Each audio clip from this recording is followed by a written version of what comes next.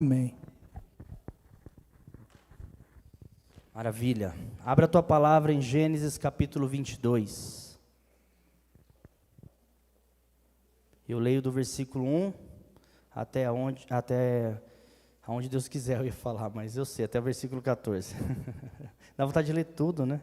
Mas vamos até parar no 14, porque é uma história conhecida. Então você que está na sua casa aí, compartilhe a palavra para o maior número de pessoas. Deus tem falado muito nesse lugar e sempre é uma responsabilidade, né?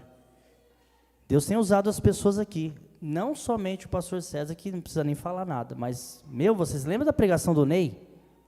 Pelo amor do presbítero Ney, né? Louvado seja Deus. Cara, então fiquem atentos aí. Hoje tem que aguentar eu aí, mas, o que é isso? Deus tem falado muito, muito, Deus abençoe. Gênesis 22, leio do versículo 1 em diante. E aconteceu depois dessas coisas que tentou ou provou Deus a Abraão. E disse-lhe, Abraão, e ele lhe disse, eis-me aqui. E disse, toma agora o teu filho, o teu único filho, Isaque, a quem amas, e vai-te à terra de Moriá e oferece-o ali em holocausto, sobre uma das montanhas que eu te direi. Então se levantou Abraão pela manhã de madrugada, e albardou o seu jumento, e tomou consigo 2 de seus moços, e Isaque seu filho, e fendeu lenha para o holocausto, e levantou-se e foi ao lugar que Deus lhe dissera. Ao terceiro dia levantou Abraão os seus olhos e viu o lugar de longe, e disse Abraão aos moços, ficai-vos aqui com o jumento, e eu e o moço iremos até ali, e havendo adorado, tornaremos a vós. E tomou Abraão a lenha do holocausto, pô-la sobre Isaque seu filho, e ele tomou o fogo e o cutelo na sua mão, e foram ambos juntos. Então falou Isaque a Abraão, seu pai, e disse, meu pai. E ele disse, eis-me aqui, meu filho. E ele disse, eis aqui o fogo e a lenha, mas onde está o cordeiro para o holocausto? E disse Abraão, Deus proverá para si o cordeiro para o holocausto, meu filho. Assim caminharam ambos juntos, e vieram ao lugar que Deus lhes dissera, e edificou Abraão ali um altar, e pôs em ordem a lenha, e amarrou a Isaque seu filho, e deitou-o sobre o altar, em cima da lenha. E estendeu Abraão a sua mão, e tomou o cutelo para imolar o seu filho. Mas o anjo do Senhor lhe bradou desde os céus, e disse, Abraão, Abraão, e ele disse, eis-me aqui. Então disse, não estendas a tua mão sobre o moço, e não lhe faça nada, porquanto agora sei que temes a Deus, e não me negaste o teu filho, o teu único.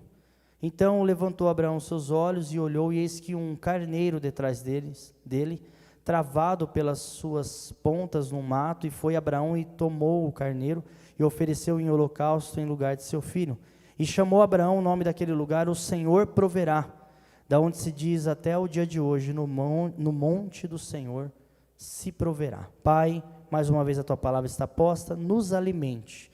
E o que eu te peço, me capacite, porque sou limitado, pequeno, e não tenho a mínima capacidade de alcançar corações. Isso é o papel glorioso do Espírito Santo.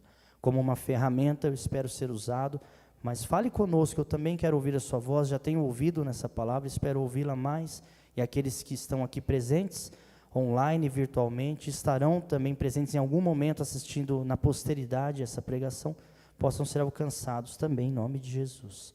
Então, é uma passagem conhecida, né? Eu queria falar um pouco sobre provações e provisões, né?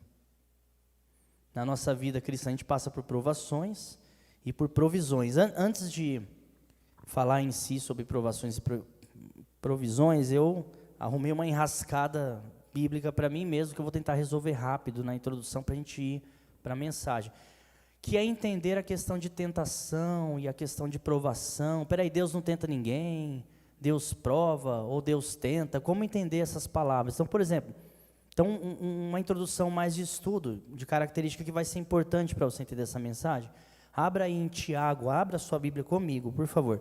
Tiago, capítulo 1, vamos falar de provação, tentação, tentar entender um pouco a diferença disso para a gente entrar no texto base e entender o que o Senhor quer falar conosco hoje. Então, Tiago, capítulo 1, também seria legal ler toda a passagem, mas eu vou me ater a ler o versículo 2, 3 e 4, depois o 12 e 14. Então, Tiago 1, dá para projetar aqui? É possível? Se não, vem aqui, não tem problema. Aqui, ó, já está no jeito, peraí, deixa Deixa eu fazer uma marcação aqui, aí eu ajudo os irmãos ali também.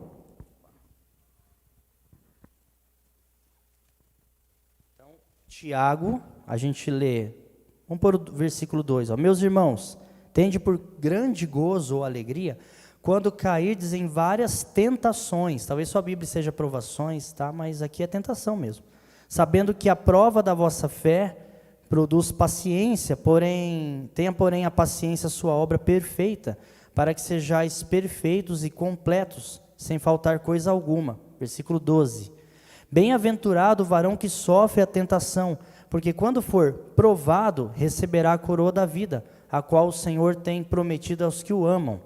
Aí a dificuldade está aqui, ó. Ninguém sendo tentado diga, de Deus sou tentado, porque Deus não pode ser tentado pelo mal, e a ninguém tenta. Então como é que a gente entende isso, pastor? Quem é que nos tenta? É Deus? Não. É o diabo? Em princípio ainda não. Como assim, pastor? Ele é o tentador? Calma. Da onde nós somos tentados? A resposta está no versículo 15. Perdão, no versículo 14 do Tiago ainda, que eu de propósito guardei aqui para vocês. Cada um é tentado quando atraído e engodado pela sua própria concupiscência. Aonde nasce a tentação, pastor? Em nós. Eu não sei se te avisaram, o maior inimigo que você tem é você. Não é o diabo. O diabo é um inimigo, astuto inclusive, e quer te derrubar, e fica jogando dardos. Mas não tem maior inimigo que a sua natureza. Por exemplo, 1 Coríntios 10, 13, eu não sei se está projetando aí, 1 Coríntios 10, 13, se você não quiser, não precisa abrir, ou se for rápido, de Bíblia aqui, rapidinho, só para dar um esclarecimento que a gente tem a preocupação de embasar na palavra tudo o que é dito aqui, né? Então, 1 Coríntios, sumiu aqui meus Coríntios, aqui, 10, 13. Não veio sobre vós tentação senão humana. Opa, então a tentação é nossa. Não é que o diabo, que é o tentador, tá? Mas eu vou explicar sobre o diabo. Vem e fala assim, toma a tentação. Você fala, meu Deus, veio algo externo que me tentou e eu fui surpreendido. A tentação está, conforme Tiago 1, versículo 14, atraído pelo nosso desejo, e a tentação também é humana. Uma prova disso, para finalizar, Gênesis 3, não vamos abrir, que você conhece muito bem, quando Eva é tentada pela serpente, e em seguida Adão também cai, a Bíblia diz, eu acho que no versículo 6 de Gênesis, que Eva olha o fruto e vê que aquele fruto é atraente. Ali ela come. Quando ela come, pastor, o Satanás está buzinando, pode comer, não tem problema, você vai conhecer o bem e o mal, não é bem assim o que Deus falou, pode comer. Mas ela só come, o diabo está falando, mas quando ela olha e o desejo vem ao coração dela, e ela come aquele fruto. O próprio Satanás, Isaías 14 fala sobre isso e tudo mais, o orgulho sobe ao coração dele, ele se rebela contra Deus. Então perceba aqui, a natureza da tentação é humana, ela vem de nós. Então, se o meu desejo, e o tema hoje não é nem tentação, tá bom? É provações, é vencer mesmo as provações e provisões, mas só para a gente entender. Se o meu desejo é sexual, se eu sou tentado, eu tenho inclinações na área sexual, por exemplo, ou na área da bebida, ou na área da ira, o diabo não vai me mandar pratos, sei lá, na área do dinheiro. O dinheiro não é problema para mim, eu tendo ou não tendo, isso não me atrapalha. Talvez para você atrapalhe. Então não existe, por exemplo, uma estratégia única do diabo em nos tentar, entende? Como é que ele nos tenta? Segundo o desejo que a gente já tem. Então, só para você entender, nós temos desejos, não é? Vontades. E o diabo, em cima desse desejo, ele nos tenta. E Deus, pastor, em cima desse desejo, ele nos prova. Entendeu? A diferença é, a tentação nasce no ser humano, e Deus e o diabo usam isso para finalidades diferentes. O diabo para nos destruir, nos fazer cair, e Deus para nos provar e nos dar vitória depois. Amém? Entendido isso? Então Abraão, quando a gente entende esse conceito, poderia falar muito mais sobre isso, depois a gente pode falar no final, se alguém quiser, a gente abre a Bíblia e vai, que esse assunto é longo, mas não é o tema. Só quis dar uma introdução. Entendendo isso, em Gênesis capítulo 22, diz que Deus tenta Abraão, mas Deus a ninguém tenta, não é que ele está tentando, a palavra ali, no português às vezes tem algumas traduções da Bíblia que nos prejudicam, é por isso que você tem que saber o original, é Nissá, eu não sei falar, tá? Nissá. Esse original Nissá vem de Deus provar, dele usar de uma situação por querer aprovar alguma coisa em nós. É aí que eu entro com a palavra hoje. Deus nos permite provações, Deus permite, igual Ele permitiu lá para Jó, que o diabo toque em alguns momentos. Deus permite que a gente passe por lutas para ver de verdade aonde está o nosso coraçãozinho, aonde está a nossa fé de verdade, onde está canalizado a nossa compreensão, a nossa fé. Porque assim, igreja, eu não sei se você concorda, nós estamos vivendo uma geração delicada, eu vou chamar assim, delicada. É uma geração que não pode mais sofrer. Já percebeu isso? A gente não pode mais sofrer. Se a pessoa sofre, passa por adversidades, e ela não estiver firmada em Deus, se ela estiver firmada na ideologia dessa geração, ela vai cair em depressão, e eu respeito a depressão, tá bom? Eu só não acho que todo mundo tem depressão. Eu acho que tem pessoas que estão sofrendo, estão tristes. A depressão é algo químico. A depressão vem por outras questões que eu respeito, é uma doença, deve ser tratado, ok? Então, eu coloco a depressão onde ela tem que ser colocada. Ela existe, ela tem que ser tratada. Se você sofre com isso, procure ajuda. Nós estamos aqui, existem psicólogos, existem remédios, inclusive. Isso aí eu coloco à parte e respeito. Mas o que eu condeno é que virou cool, virou status. Eu estou em depressão. Isso é o perigo, principalmente no meio dos jovens, mas em todo meio. Eu estou passando por uma grande tristeza, por uma grande luta, por uma grande adversidade. Em vez de eu encará-la em Deus, eu me escondo no recôndito da minha tristeza e eu terceirizo questões e digo que eu estou depressivo e entristecido. Em algumas conversas, alguma oração com essas pessoas, elas percebem que elas não estão em depressão. Elas estão passando por uma prova, por uma luta grande, é verdade, como Abraão, enorme, é verdade, mas Deus está ali, Ele não foi embora. Ele não foi embora. E você perder tempo mergulhando, como diz a canção aí fora, numa nuvem de lágrimas, não vai adiantar. É hora de você reagir. E é isso que eu quero trazer a palavra para você hoje. Deus não permite que a gente passe por provações ou que o diabo nos tente à toa. Lutas que vocês estão passando como cristãos e que eu estou passando, nunca é em vão. Nunca é em vão. Cada luta, cada provação, chame como quiser, cada tentação que nós enfrentamos, se nós estamos em Deus, nunca é em vão. Então tome cuidado por estarmos numa geração tão delicada, e quando eu falo geração delicada, eu não estou isentando a gente dessa geração, nós estamos nela. Eu não estou falando só dos jovens que estão com a sua consciência pré-adulta nessa geração. Estou falando de você, velho, de 70, 80 anos, com todo respeito. Você está plantado numa geração que, se você não tomar cuidado, você fica todo delicado. E entenda delicado eu não posso sofrer. Eu não posso passar adversidades. Deus não pode me dar uma ordem que eu não goste. E por causa dessa geração delicada, igreja, estão nascendo pregadores delicados. O que é um pregador delicado? Ele vai pregar para você, que a gente está num upgrade agora, nessas teologias de prosperidade. Qual é o upgrade? Eu não vou só pregar bênçãos financeiras, esses caras pensam. Eu vou pregar para a sua alma ficar bem. Você precisa ficar psicologicamente bem, porque é uma geração delicada, é uma geração com transtornos psicológicos. Então a minha pregação não é mais uma pregação, é uma palestra. Eu não sou pastor, eu sou coach. Então o que eu vou dizer para você vai inflar você de emoção. Eu coloco um fundo de órgão, poderia ter vindo aqui, né? Estou brincando. E aí é uma voz suave, dizendo que você é o máximo, que você não merece sofrer desse jeito, que você não merece, que você tenha força interior, que está dentro de você. Isso é uma heresia muito bonita, mas é uma heresia. Sim, nós vamos sofrer, igreja. Sim, vai doer. Sim, vai ter momentos que Deus vai pedir o seu Isaac. Sim, vai ter momentos que o Senhor vai te dar ordem e você vai falar, eu não estou entendendo essa ordem. Sim, vai ter momentos na sua vida que o mal vai bater na sua porta. Não estou falando mal Satanás, mas as provas. as dificuldades. E você vai se perguntar, por que comigo? Porque a mulher de Jó também perguntou para ele, amaldiçoa esse Deus e morre. Aí o que Jó fala para ela? Estás louca, mulher. O bem de Deus você aceita, e o mal não. Eu sei que é duro esse começo, calma. Eu sei que é duro, mas essa dureza é ou não é a sua realidade? Quem aqui tem, não precisa erguer as mãos não, que a gente não tem esse tipo de interação, a gente respeita muito. Então é uma pergunta que você não precisa me responder, responda para você.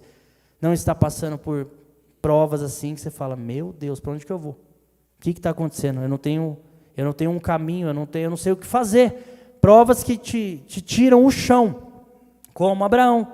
Deus chega nele e fala, pega o seu único filho, que nem era o único, ele tinha Ismael, mas o amor por Isaac era diferente, a promessa estava em Isaac, vocês já conhecem a história. O teu único filho, Deus ainda provoca, a quem você ama, e vem e entrega para mim. Imagina o coração de Abraão, você acha que foi simples? A Bíblia narra só uma história picada aqui, mas será que foi simples isso? Não foi. Deve ser difícil. E ainda o Monte Moriá, onde Deus manda Abraão sacrificar o próprio filho, ele demorou 3 dias para chegar naquele monte. Deus tem um negócio com 3, né, pastor? 3 dias. Para que isso? Não tem provas que a gente passa que parece que não acaba nunca. São inesgotáveis. Meu Deus, chega 2050, mas essa prova não acaba. Não é assim, igreja? É assim que a gente vive. E como é que eu entendo isso? Como é que eu entendo quando eu falo de provisão, de provação? Como é que eu entendo baseado nesse texto? Então eu quero deixar umas lições para a gente pensar. A primeira, presta atenção em nome de Jesus. Abra o teu coração espiritual. O abençoador precisa ser mais importante que a bênção. Isso você e eu temos que aprender. Quando eu leio esse texto, quando eu enxergo o agir de Deus, eu preciso entender essa primeira lição. O abençoador precisa ser mais importante, maior, mais significativo que a bênção. Amém? O que quer dizer isso?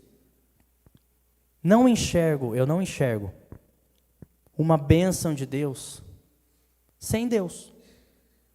Eu não enxergo um Deus delivery, que ele vem, bate na sua porta e te abençoa e vai embora, como um entregador de alimentos. Que ele vem, te entrega, você paga e vai embora. Não consigo enxergar um Deus assim. Só que muitos enxergam um Deus assim. Quando ele está numa luta muito grande, muito intensa, muito difícil, ele clama, ele chora, ele busca, ele se quebranta. Quando Deus responde, porque Deus é dadivoso, Deus é misericordioso, Deus é bom, Deus é tudo de bom. E ele dá graça, ele é pai, e ele abençoa, e ele cuida, e ele dá, geralmente, muitos se afastam do Deus que deu a bênção. Então isso é muito dito aqui já na Genuína, você conhece muito bem. Mas se a gente não tomar cuidado, mesmo tendo todo o conhecimento que vocês já têm aqui, vocês podem cair nessa. Gente, o abençoador precisa ser muito maior do que a bênção que você almeja. Não que ele não vai te dar, mas quando ele consultar o teu coração, e seja sincero, diante de uma situação difícil que você esteja vivendo, algo que você precise, responda para si mesmo. Se Deus nunca fizer, para melhorar o português, aquilo que eu estou precisando, eu continuarei amando Ele? É dura essa constatação.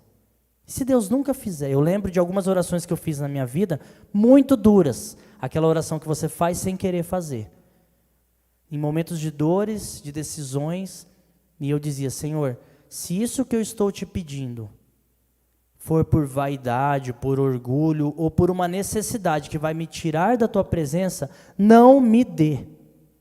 É muito duro pedir isso, porque geralmente a gente ora o quê? Me dá, me dá, me dá. Me dá danoninho, danoninho dá, a gente só quer. Não é assim? Eu quero, eu preciso. Mas eu tenho a consciência, eu espero que você também, que às vezes o que eu acho que eu preciso, eu não preciso. Já passou por algo assim? Eu tenho certeza que eu quero aquilo, e você descobriu que você não queria aquilo. Tendo em vista aí, mulheres ou homens, noivos ou namoradas que você já teve antes de casar. Eu sei que é um assunto delicado aí, não vai arrumar encrenca na sua casa. Mas não é assim? Você falou, ela é o amor da minha vida. Não era nada, graças a Deus. Quem era essa aí que está do seu lado. Ele era o amor da minha vida. Não era, graças a Deus. Você sofreu, você chorou. E você tinha certeza que era ela. A gente não sabe o melhor para nós.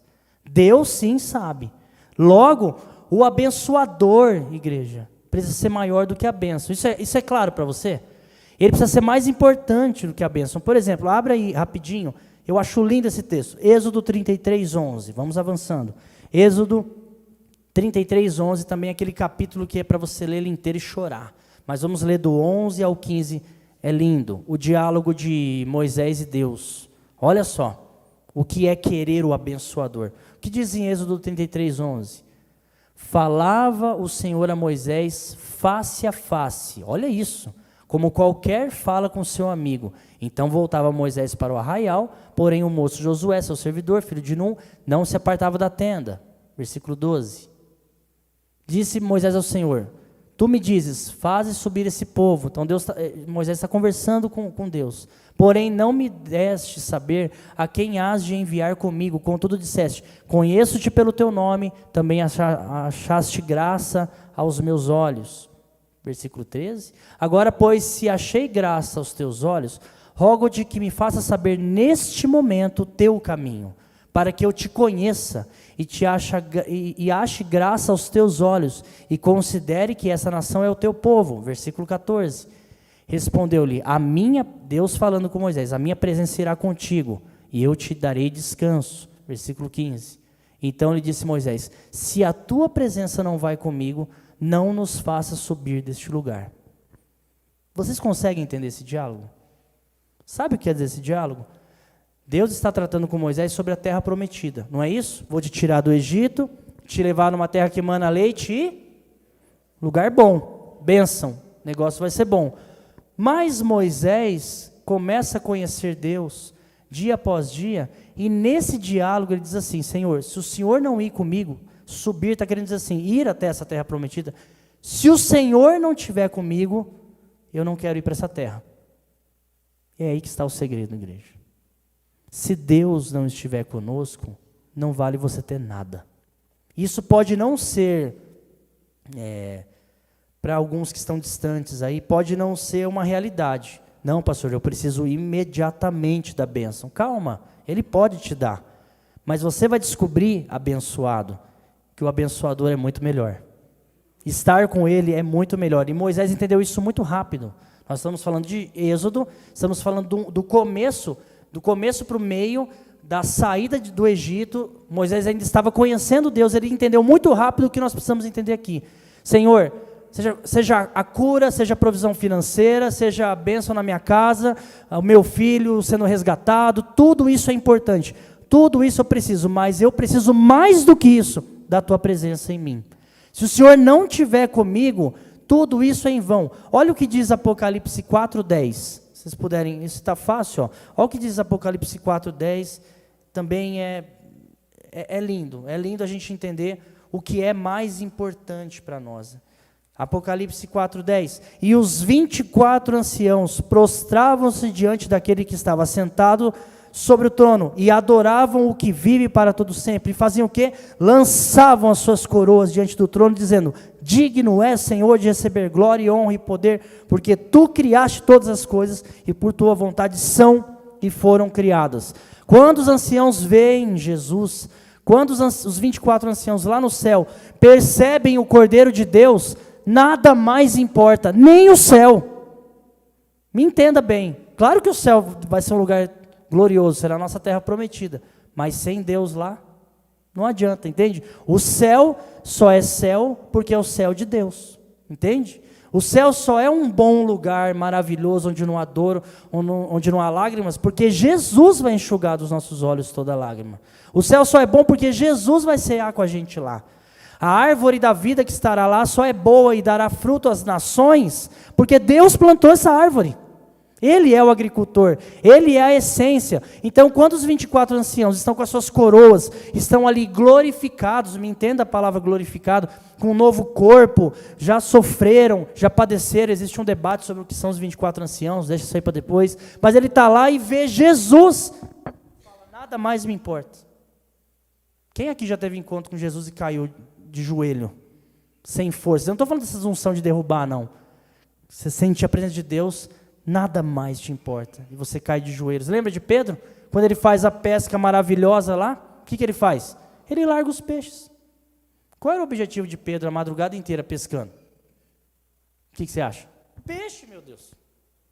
Jesus aparece, tem um encontro profundo com Pedro, existe um milagre ali de peixes e Pedro larga os peixes. Como assim? O que isso quer dizer? Pedro encontrou algo muito maior, o dono dos peixes. Ele encontrou algo muito mais precioso. Esse homem, ele me completa. Ele me completa. Ele olha para mim, ele me desnuda, ele sabe mais de mim do que eu mesmo. Eu preciso dele. Eu preciso dele. E é isso que o Senhor está tratando aqui em Gênesis. Eu vou pôr esse Abraão à prova, para ver se o coraçãozinho dele está mais no Isaquinho do que em mim. É por isso que Ana, lá em 1 Samuel capítulo 1, não precisa abrir, quando ela faz a oração pedindo um filho, porque ela era estéril, ela fala, eu quero esse filho, mas eu te dou ele. Eu quero essa bênção, que é um filho, mas eu estou disposto a te dar. Essa mulher também entendeu. É por isso que Maria, quando Jesus vem à casa deles, Maria vai para os pés de Jesus, esquece a fazer, esquece a limpeza de casa, esquece tudo, porque ali está o Criador dos céus e da terra. A gente cantou aqui, Ele é a imagem do Deus invisível, nele foram criadas todas as coisas, a essência da minha vida, me faltam até palavras, a originalidade de mim, o porquê eu estou aqui é por causa dele. Quando eu encontro ele, o que é mais importante do que ele? O que é mais importante? Não é frase de efeito para você dar amém, não. O que é mais importante que encontrar alguém que criou a sua essência? O que é mais importante que isso? E esse Deus, ele vai te abençoar. Ele vai, calma, eu estou falando de provações e provisões. Só que a gente precisa entender isso. Nessa primeira lição, igreja, o abençoador precisa ser mais importante que a bênção. Faça esse confronto com o seu coração. Meu Deus, será que tudo aquilo que eu almejo, que não é errado, almejar coisas, buscar trabalhar para isso, buscar conversão de familiares, isso é legítimo, buscar uma cura, busque mesmo, clame a Ele, mas quando o Senhor te sondar, que Ele enxergue assim, se o Senhor fizer tudo isso, eu vou ficar muito feliz, mas se o Senhor não fizer, só não se afaste de mim, só não vá embora, não vá embora daqui, fique comigo por favor, porque se a tempestade vir, o Senhor precisa estar no meu barco, ainda que essa tempestade demore um pouco, ainda que eu tenha que te acordar nessa tempestade, te despertar, clamar mais, buscar mais, ainda que demore 3 dias, entenda 3 dias, porque 3 dias caminhando com um filho, igual foi Abraão aqui, caminhando e pensando, meu Deus, eu vou matar meu filho, como é que vai ser isso? Não dá, eu não consigo imaginar uma sensação dessa, tenta pensar nisso, eu vou ter que imolar o meu filho com um cutelo. Como é que ele fica esses 3 dias? Como é que eles vão dormir? Ele olha para o filho dele, que já era um pré-adolescente. Meu Deus, é o filho da promessa, como é que eu faço? Então entenda isso, amém, igreja? O abençoador precisa ser maior do que a bênção. Se não for para ele estar comigo, não me faça subir a lugar nenhum. Se não for para ele estar comigo, se não for para eu render minhas coroas para ele, se o céu ele não estiver lá, então não é céu. O céu só é céu por causa de Jesus. Amém? Pense nisso. Mais uma lição, a segunda, rapidinho. Essa não é fácil, mas é uma realidade. Continuar caminhando, mesmo na dor e incertezas, trará um amadurecimento inigualável. Quando as dores vierem à sua porta, e elas vêm, quando incertezas vierem à sua porta, elas vão vir. Se você falar, o que eu faço agora? Essa dor está maior do que eu. Isso que eu tenho que fazer, essa ordem, no caso de Abraão aqui, está maior do que eu. Quando isso acontecer, eu só digo uma coisa para vocês, igreja. Continue caminhando. Continue. Põe a mão na ferida. Mesmo que esteja tateando no escuro, aí você traduza na tua vida. Pastor, o que eu tenho vivido é uma escuridão, é uma área que eu estou tateando, eu não tenho respostas objetivas, eu gostaria de ter algo muito claro. Não está claro, está bem escuro, inclusive. A dor está maior, parece até ser maior do que eu possa suportar. Então, quando acontecer esse momento, não há nada que você tenha que fazer, a não ser continuar. Só continue. O que diz Salmo 126, que eu gosto muito, eu repito várias vezes aqui, que quem leva a preciosa semente, caminhando e chorando, com certeza voltará com a colheita, com certeza. Mas você não pode, neste momento, parar. É aí que está o problema. Quando vem dores grandiosas, incertezas grandiosas, muitos param. Muitos, por não terem respostas de Deus, parece que Deus está em silêncio, parece que Ele não olha para você, essa pessoa para, ela deixa de agir, ela deixa de orar como ela orava, ela deixa de clamar como ela clamava, ela estagna, ela paralisa. Isso é um perigo, não pode. Quando Deus mandou Abraão sacrificar Isaac, ele continuou andando 3 dias. Eu imagino a dor desse homem. Quando você continua caminhando, que é só isso que nos cabe fazer. Eu não sei se você já viveu isso, tenho certeza. Situações que você faz assim, deixa cair. O que eu vou fazer agora? Como eu vou agir? Eu estou sem norte. E a gente é tentado a pensar, meu Deus, eu busco a Deus, eu estou buscando Jesus, aí aquele ímpio lá, não quer nem saber, ele tem exatamente aquilo que eu não tenho, porque parece que, não sei vocês, quando nós estamos sendo provados, ou a dor é muito grande, parece que pessoas que estão com as suas dores resolvidas naquela área, aparecem para você, do nada. Já viveu isso? Eu estou falando aqui sozinho. Você está passando por uma luta, sei lá, o negócio é conjugal, a luta está lá, é conjugal, aquela prova, meu Deus, e vai, não vai, separa, não separa, eu preciso de Deus, e um está falando A, o outro está falando W, não tem acordo, um quer matar o outro, pedir para ressuscitar depois, e está aquela luta. Aí você convive com pessoas que o casamento, está lá o marido com violino, e a mulher lavando a casa, e cantando, oh glória, eu te amo, meu amor, e você só consegue ver isso. Quem te cerca está muito bem sucedido na área conjugal e você é um desastre. E mais, aí quem está na luta vem e senta com você e pede conselhos, que área que ele vai pedir? Conjugal, evidente. Mas pode me ajudar a orar por mim, estou com uma luta e é conjugal. Você fala, meu Deus, eu também estou, e como é que faz? Continua caminhando. Aconselha. Porque a gente não faz a obra baseado em ter uma vida super perfeita. A gente só faz. Então, continuar caminhando se eu precisar aconselhar alguém na área conjugal e eu estou com luta conjugal, eu não vou ser um hipócrita. Só estão os dois no mesmo barco e Deus quer me usar para essa pessoa. Quem sabe Deus use alguém para mim, mas no momento Ele quer me usar para isso. Ou ver pessoas com a mesma bênção que você precisa. Não quer dizer que essa pessoa que está na maior felicidade, é violino, é dança, é amor, é só love, que ela não tem outra luta que você também não tem. Entendeu? É que a gente maximiza muito a nossa dor, entende? E eu até respeito isso. Pastor, a minha dor, uau! Entendeu? É muito Golias, é muito gigante. Tá bom, querido, ela pode ser grande. Talvez eu não tenha nem a solução para você, eu vou ler alguns versículos, continua tendo fé. Quando a gente está com uma luta grande, é duro às vezes ouvir essa palavra. O pastor César fala muito ela, porque é bíblica, mas é duro. Varão, vamos orar. É muito ruim ouvir isso. Dá vontade de falar, não rapaz, não, me dá uma solução disso agora, não é vamos orar não. Eu já tive essa sensação várias vezes. Vamos orar. Tá, mas eu quero solução, às vezes não é dia de solução. É momento de andar 3 dias, é momento de continuar caminhando e a solução não vai vir naquele momento. E é momento de orar mesmo, mas é duro ouvir, né? Mas é a realidade, é a realidade. Então a dica que eu posso te dar, talvez não é o que você queria ouvir, mas é a solução de fato. Veio uma adversidade dura, aquela dura mesmo. Você só pode fazer uma coisa, continua caminhando, orando, chorando, continua caminhando. Não pare 1 centímetro, não ouse olhar para trás. Não ouse largar o seu arado. Não largue o arado. Não largue aquilo que Deus te entregou. Continua caminhando. Porque, por exemplo, Abraão, eu vou tentar provar isso biblicamente. É uma opinião minha, mas não é uma opinião da minha cabeça. É por causa da palavra e você vê se você fica com essa opinião também ou não. Para mim, Abraão, essa caminhada de 3 dias foi difícil. Foi difícil. Meu Deus, eu vou ter que matar meu filho. Que ordem que é essa? Mas a Bíblia me dá pistas. Presta atenção nisso em nome de Jesus. Talvez se você ouvir isso já está bom.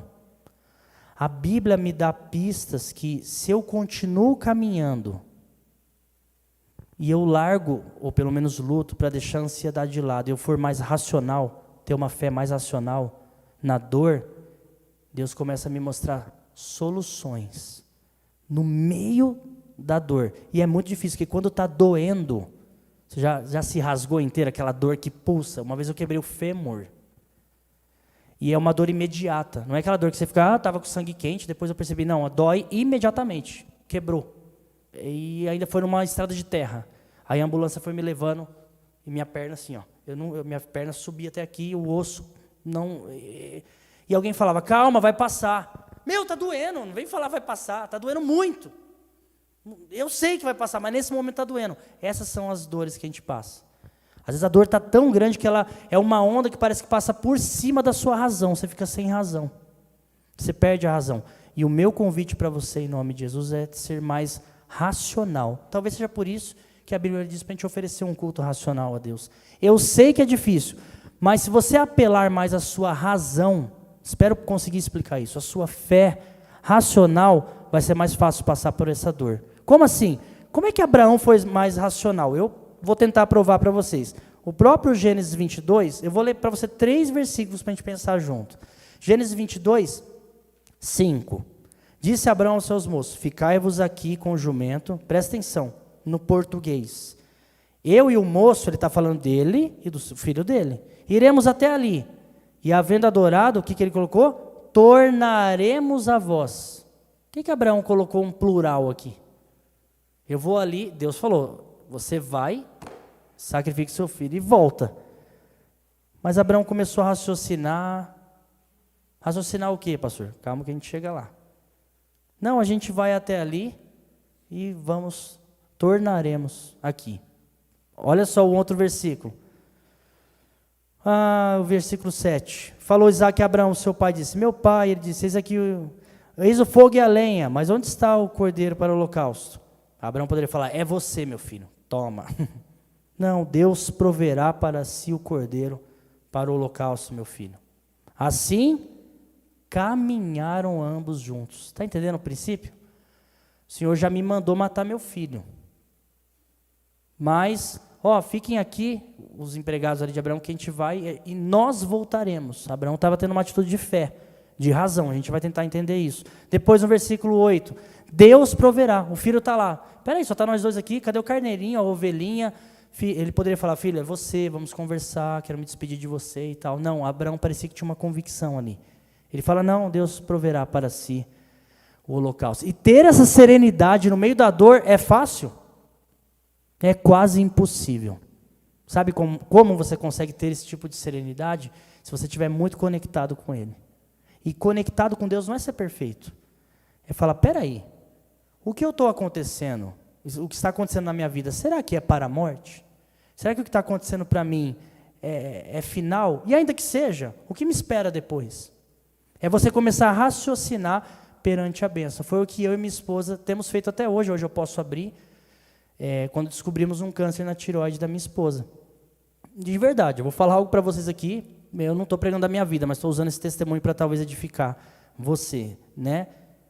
Quando a gente sentiu, eu acho que eu senti medo uma vez só, uma vez. Depois a gente teve uma paz que a gente até esquecia que ela tinha 3 cânceres dentro da tireoide dela. Arrancou a tireoide dela, ela está lá, está destemperada lá, sem hormônio, mas isso aí Deus está tratando. E aí eu falei, e agora?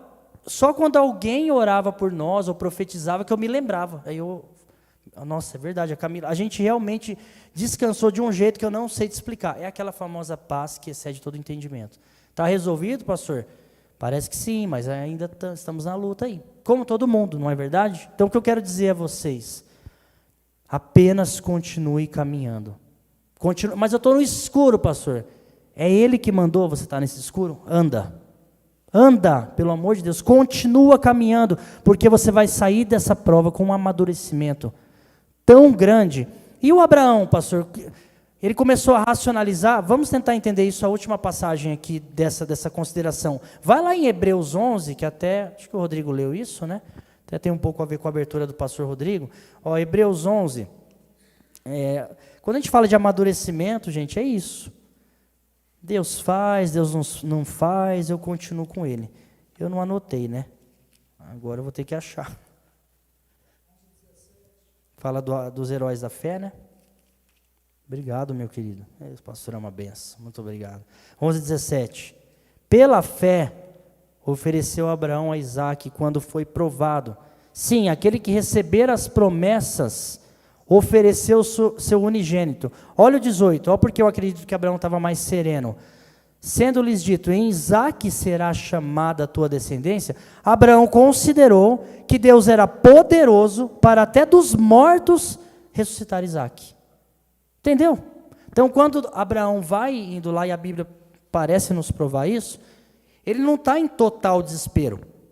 Está doendo, está incerto, mas ele fala, peraí, há 10 capítulos atrás, em Gênesis 12, ele prometeu para mim que a minha descendência seria grande, e depois, alguns capítulos adiante, ele falou, sua descendência é nesse menino aí, é no Isaque. Peraí, minha esposa teve esse Isaque com 99 anos, salvo engano, é isso? Foi um milagre. Para que Deus faria tudo isso? Para eu matar o menino agora, 12, 13 anos depois? Ele começou a raciocinar. E é isso que a gente precisa fazer. Raciocinar baseado nas nossas experiências, que é o que eu procuro fazer na minha casa. Quando vem uma grande tempestade, eu falo, Camila, senta aí, Marianinha, senta aí.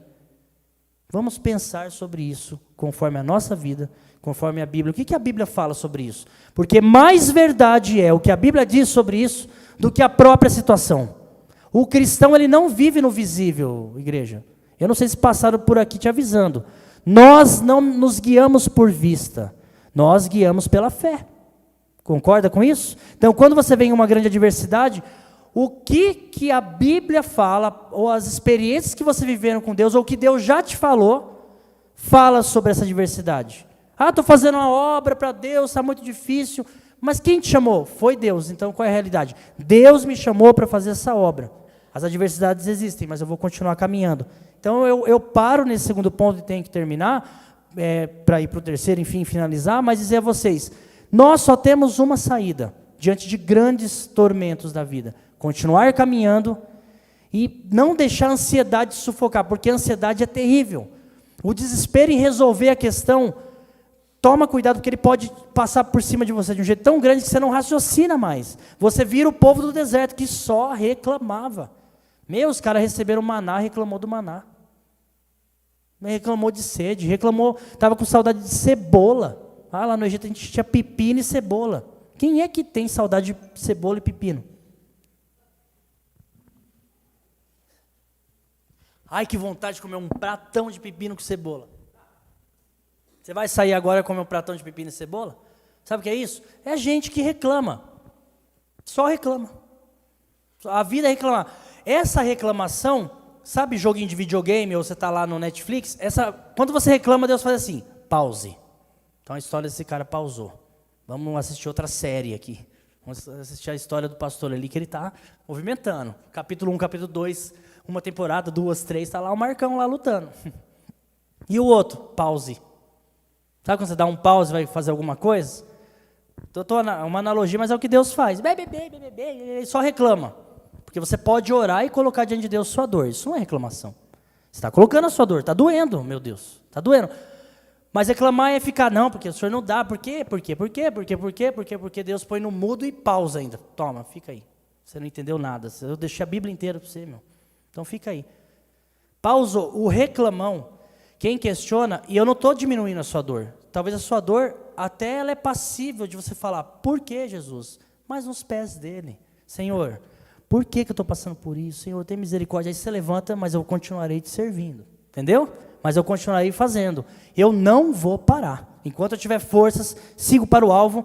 Eu vou continuar, eu vou chorar, eu vou indagar, eu vou perguntar por quê, mas não é um porquê de questionamento no sentido de, Senhor, não te quero. Não, eu te quero e provo isso caminhando, sem parar. Não vou parar. Vou continuar. Eu não estou entendendo, não estou gostando nem um pouco, está doendo muito. Eu queria que esse espinho na carne sumisse daqui, mas ele sumindo, ele não sumindo, com ele, sem ele, eu vou continuar caminhando com o Senhor. É isso, igreja. Eu vou continuar, e nessa caminhada, eu não vou caminhar aleatório, eu vou considerar. Considerar o quê? O que a Bíblia diz sobre isso? O que a minha história pregressa, passada, de experiências com Deus, podem falar sobre isso. Foi isso que Abraão fez. Amém? E eu finalizo essa consideração. Está dando para entender? Eu finalizo e a gente termina, tá? Com essa terceira consideração aqui, que essa é um alívio, né? Até agora Ô, pastor, está difícil essa mensagem, é uma realidade, mas ela é dura, ela é. Mas vamos lá, para finalizar. Deus sempre fará a parte mais difícil. Grava isso, confia, acredite. Deus já fez e continuará fazendo sempre a parte mais difícil. Que é o que acontece aqui. Difícil não para ele, difícil para nós, né? Lá em Gênesis 22, você já leu bem o texto. Do nada, Abraão fala, filhão, Deus proverá o cordeiro. E começa a amarrar um menino de 12, 13 anos, 14, sei lá. Como é que é isso? Amarrar um menino de 14 anos, você consegue? Vem cá, filho, que eu vou te amarrar e enfiar um cutelo em você. Que ele começou a amarrar o menino e ele falou, lascou, sou eu. Entendeu? E o menino também foi obediente. Foca-se muito em Abraão, mas a fé ali do Isaac também, porreta, hein, meu? Ele se deixou imolar. E ele vai. Mas Deus não podia falar antes de amarrar? Não, tá bom já, tá bom. Foi até o cutelo erguer e... Para. Aí vem um anjo. Ô anjo, você demorou, cara. Falava antes de eu amarrar. Se fosse na geração de hoje, olha o tanto de trauma, de psicólogo que eu vou ter que levar esse menino. Eu amarrei para matar ele. Tem que levar em terapia e tudo mais. Por que não foi antes? Porque a gente tem que sofrer às vezes, gente. O sofrimento nos amadurece. Às vezes o sofrimento precisa chegar até o último grau, não é porque Deus é mau, não. A Bíblia diz em 1 Coríntios 10 que Deus não permitirá que você seja provado além do que, ou tentado além do que você suporta. Se acalma, é que você não tem noção quanto você suporta. Não, eu não suporto mais. Você não sabe de você. Suporta. E você vai sair daí mais maduro. E fique tranquilo, para finalizar. Deus proveu o cordeiro aqui. Chegou lá, tinha um cordeirinho amarradinho, bonitinho, falou, pode enfiar o cutelo em mim, tá tudo certo. Vem em mim. Não tinha nada a ver com o filho. E depois, eu não vou ler o texto, Deus reafirma as bênçãos para Abraão, da sua geração, olha as estrelas, se você puder contar as areias do mar, põe na sua mão, vê se você pode contar o tanto de grão, será o tanto de descendência de Isaques e mais Isaques que você terá, porque eu provei você e você me tem acima de Isaque, me tem acima da sua dor, me tem acima das inseguranças, entende? É isso, Deus sempre vai providenciar a parte mais difícil. Às vezes você fala, está difícil. Não, o mais difícil ele já providenciou. Mais uma passagem para a gente terminar. Efésios capítulo 1, versículo 3. Vamos lá, se puder projetar. O que diz aí? Bendito seja o Deus e Pai, né? Olha só, eu vou ler só a parte A, que já nos abençoou. Olha lá, ó. Bendito o Deus e Pai do nosso Senhor Jesus Cristo, que nos tem abençoado, ou já abençoou, tem outras traduções, com toda a sorte de bênção espiritual nas regiões celestiais com Cristo. Igreja, Deus não vai prover para você. É que Deus está fora do tempo. Talvez as provisões que você precisa, o cuidado que você precisa, a cura, o cuidado, enfim. Para você ainda não chegou. Para Deus não tem chegar ou não chegar, já existem. É outra realidade, já existem. A realidade de Deus é, Jesus se alimenta sem ter fome. Como é que é isso? Eu não sei, eu estou muito curioso quando chegar lá no céu. Parece que tem uma árvore da vida, tem uns frutos lá que a gente vai comer, mas a gente vai ter fome? Não, porque a gente não vai ter dor. Como é que vai ser isso? No céu a gente trabalha e não cansa. Como é que vai ser isso? Não sei, estou curioso quando chegar lá, mas é o que a Bíblia diz. Aqui, ó, já existe o cuidado de Deus sobre a tua vida. Igreja, nós participamos de uma fé que nós já sabemos o final. Eu não quero ser um pregador, parecer de vitória agora, mas o final é vitória. É sim, é cuidado de Deus, é provisão de Deus. Nós já sabemos do resultado final, é só você aguentar firme. É como se você entrasse num ringue para lutar, e aquela luta já foi cantado a bola, vamos pôr assim. Ó, você vai vencer. Entendeu? É bem isso aí, alguém já lutou por você. Então esse lutador já está abatido. Você só vai batalhar aí porque você precisa criar uns músculos, que isso é fé. Você precisa criar habilidade para caminhar na vida, mas esse ringue, o gongo vai soar e você vai ser vitorioso, porque alguém já venceu por você. É essa a nossa caminhada com Jesus. Jesus ressuscitou Lázaro, não foi? Para a gente terminar, não foi assim? Quem que ressuscitou? Jesus. Quem tirou a pedra? Os homens, é só isso. Ai, que sufoco tirar uma pedra. Não é sufoco. Para a gente que a gente acha que é. Agora o difícil é, com uma voz, Lázaro vem para fora e uma múmia sair de lá, 4 dias depois. Isso é difícil para nós, mas foi feito, não foi? Então aguenta firme aí, que na realidade de Deus, a provisão dele já chegou para você. E eu não estou querendo profetizar, às vezes a provisão para você é ir para a glória, meu. Às vezes a provisão para você é ter o não de Deus, que vai ser melhor do que esse sim que você busca. Eu não estou aqui determinando bênçãos específicas, dizendo que Deus vai dar exatamente aquilo que você está pedindo. Não posso assegurar isso, porque seria uma imprudência da minha parte. Mas o que eu posso te dar certeza pela palavra, Ele tem o melhor, sem sombra de dúvidas. Apenas em nome de Jesus. Por favor, igreja, você que me assiste, por obséquio, não pare. Não rejeite o seu chamado, 1 centímetro, não largue o arado, continua caminhando, nem que você aprenda a descansar, chora no peito de alguém, fala, me ajuda, me dá estratégias, não para com aquilo que Deus chamou de fazer. Se você parou, volta correndo, porque quando você para a sua vida para murmurar, Deus dá um pause aí, então fica murmurando aí, continua caminhando, amém? Deus